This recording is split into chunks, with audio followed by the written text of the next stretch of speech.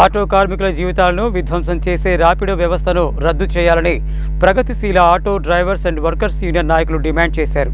దీంతో పాటు కాంగ్రెస్ ప్రభుత్వం మహిళలకు ఉచిత బస్ సౌకర్యం కల్పించడంతో ఆటో కార్మికుల పరిస్థితి పెనంలోంచి పొయ్యిలో పడ్డ చందంగా మారిందని అన్నారు. నల్గొండ నగర ప్రగతిశీల auto drivers and workers union committee సమావేశం స్థానిక శ్రామిక భవన్లో కత్తుల చంద్రశేఖర్ అధ్యక్షతన జరిగింది.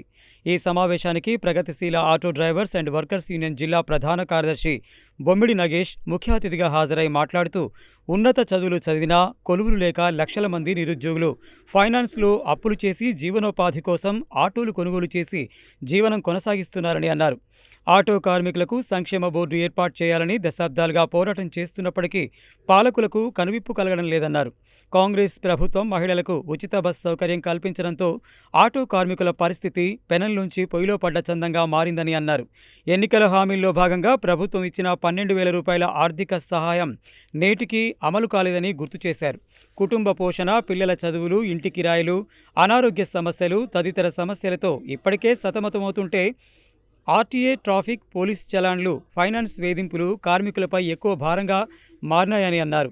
నల్గొండ నగరంలో ఆటో వ్యవస్థలో ర్యాపిడో రావడంతో ఆటో కార్మికులకు కిరాయిలు లేక కుటుంబ పోషణ భారంగా మారిందని అన్నారు. నల్గొండలో వెంటనే అధికారులు ర్యాపిడోను రద్దు చేయాలని డిమాండ్ చేశారు. ఆటో కార్మికులు ర్యాపిడోను ఎంకరేజ్ చేయొద్దని అన్నారు. ప్రజలందరూ ఆటో కార్మికులకు సహకరించాలని కోరారు. బయటి సమాజంలో రోజురోజుకి నిత్యావసర ధరలు, పెట్రోల్, డీజిల్ ధరలు ఆకాశాన్నంటుతున్నాయని పేర్కొన్నారు.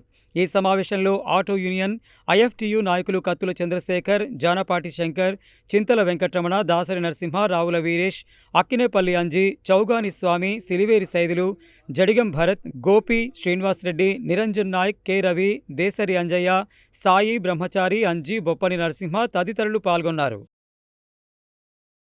మన ఆటో డ్రైవర్ సమస్యలు చెప్పుకోవడానికి మనం ఐబీసీ ద్వారా ముందుకు వచ్చినాం. మన సమస్య ఏంటంటే ఆటో మనకు చాలా ఇబ్బందులు ఉన్నాయి. ఒకటి, తినడానికి కూడా సరిగ్గా వెళ్ళట్లేదు. ఈ ఫ్రీ బస్సులు ఒకటి రావడం, ఈ ర్యాపిడో బుక్ కావడం, దీనివల్ల మనకు చాలా ఇబ్బంది అవుతుంది. అలాగే ఇప్పుడు ఈ మధ్యలో నిత్య సరుకులు కూడా రేటు పెరిగిపోయినాయి బాగా. దానివల్ల గ్యాసు, అన్ని డీజిల్ అన్నీ పెరిగిపోయినాయి. దానివల్ల మనకు చాలా ఇబ్బంది అవుతుంది. కాబట్టి 30 రూపాయలు చేద్దామని అందరం నిర్ణయించుకుంటున్నాం. 30 రూపాయలు గవర్నమెంట్ ద్వారా మనం ఫస్ట్ ఎస్పీ గారి ద్వారా, డిఎస్పీ గారి ద్వారా, ఆర్టీఓ ద్వారా అందరికీ మన వినతి పత్రం అందించి కలెక్టర్ కూడా తర్వాత మనం నెక్స్ట్ ప్రోగ్రామ్ ఏందనేది ఆలోచిద్దాం. దయచేసి గవర్నమెంట్ అయినా ఎవరైనా మాకు కొంచెం సహకరించాలి. లేకుంటే ఖచ్చితంగా ఆటో మొత్తం నల్గొండ మొత్తం ఆటో బంద్ చేస్తాం. ఖచ్చితంగా బంద్ అయితే ఖచ్చితంగా ప్రకటిస్తాం.